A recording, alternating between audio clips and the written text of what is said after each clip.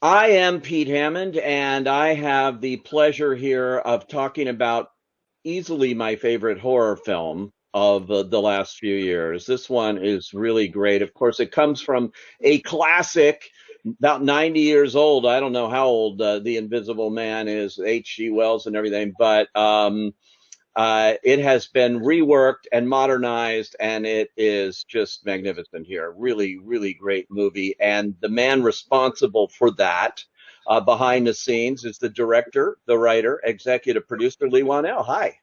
Hey, how are you? Thanks for Good. talking to me.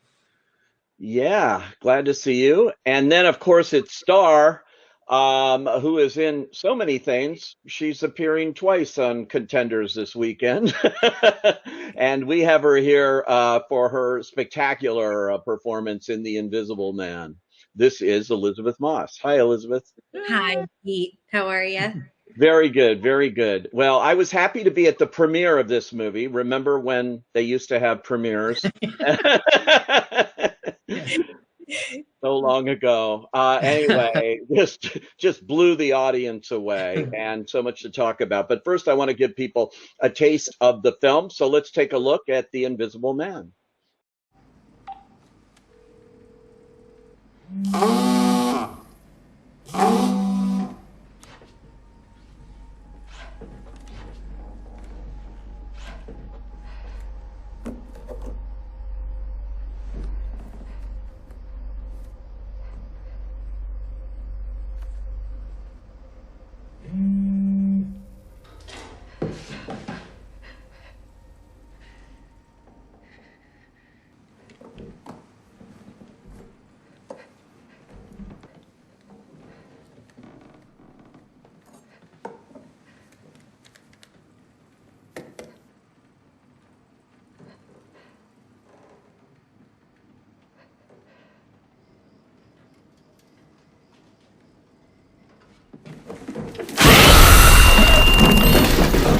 That scene is exactly the scene I had in my head. I mean, the audience just screams at that scene. That's one of those classic movie scenes that we just looked at here. Leigh, the challenge of reviving the Universal horror legacy has been checkered, to say the least. And you have successfully single-handedly done it with this film. So, what's the trick here to modernizing, taking that movie, classic in and of itself, not offending all the purists and fans out there, and turning it into something that's brand new? I think for me, the trick was almost to not think about that legacy. I think there are some properties like Star Wars and these properties that have really rabid fan bases that feel like minefields when you're going into them, I'm assuming. But with this, I felt a little more freedom because the original Invisible Man is a much older film. It's shot in black and white. It's shot with these effects that were available at the time. So there was a little bit of freedom there in terms of modernizing it. And I just felt like if I pretended that this was the first version of the Invisible Man that had ever existed, then that would be the best way to service that original story. And you're doing it now in the Me Too era.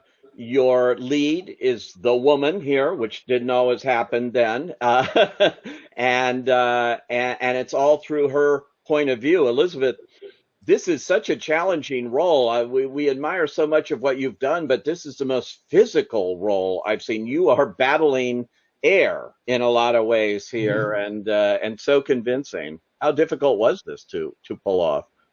The physical part of it was difficult. I'm not, as you said, used to doing a lot of physical work or stunts and stuff. I'm used to just sitting really still in a windowsill somewhere, looking contemplative or sad. But that actually wasn't the most difficult part because I mean I had a wonderful stunt double, Sarah, who did a lot of great work as well, and I just had to run around and stuff, which was tough. But you've got to do what you got to do. So the hardest thing for me, actually, the most challenging thing, which was actually partially physical, was just the level of fear that I had to keep reaching for and keep pushing. And tend to also be a very sort of small actor, and I'm used to doing things very small, and this required a different kind of muscle.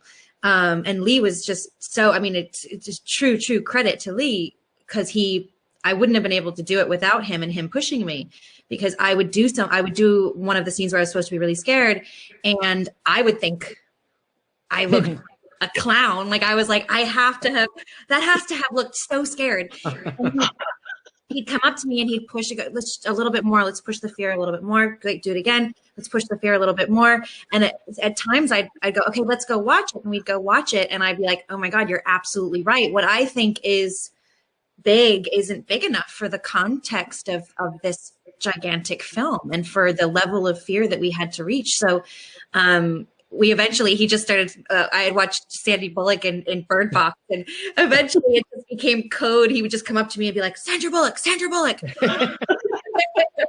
to inspire me to reach that level of fear you have to do in this genre. Well, it's the fear is key, and it's generated because it's fear of the unseen. That's the scariest thing here. You don't have to do $200 million worth of special effects monsters here to get a better effect here of dealing with the unseen, I think. I do remember speaking about what Elisabeth's talking about, I do remember saying on set, we did a few takes and I'd be like, a little more scared. And then I said, why don't you just do a really clownish version to get it out of your system? And she would do this huge version. And then I'd be like, cut, we're getting there. She'd be like, what? She was like, that was the most, and I'd be like, yeah, it's getting close. We're getting close. We're halfway there. So her version of like the most crazy clownish thing was like halfway to what I needed. But it was really fun. You were right. I mean, you were right. I mean, that thing is, it was what was required for the stakes of the film. Right. Yeah.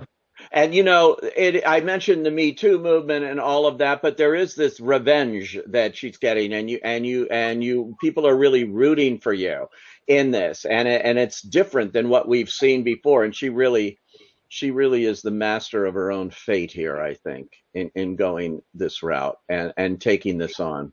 What about that aspect of it, Elisabeth, appealed to you in taking on this? Well, I remember when the script was, I sort of got word that the script was coming, and they said it's The Invisible Man. It's Universal and Blumhouse, and it's called The Invisible Man. It's a sort of reboot of it, and I was like, okay, I don't understand what I have to do with this. And then I read the opening sequence, which is exactly the way that you see it in the film, pretty much, and it was just so mind blowing. It was one of the most incredible first, 10 pages or whatever it is. And I immediately saw, oh, that's why he wants me to be in this movie. That's why he thinks I could do it. And I remember one of our first conversations, Leigh and I just bonded so much over score and bonded so much over music and everything. But the other thing that we talked about was, just how much he wanted to challenge me and how much I wanted to be challenged. And even though I've played characters that have been women who have been, victims of the patriarchy, or women who are trying to sort of overcome some sort of challenge, that this was something that I think we both saw so much. There was so much more possibility in this story to go even further.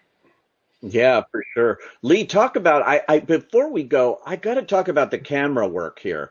It's those camera moves are just remarkable here. It's a character in and of itself that you're using the camera in this movie.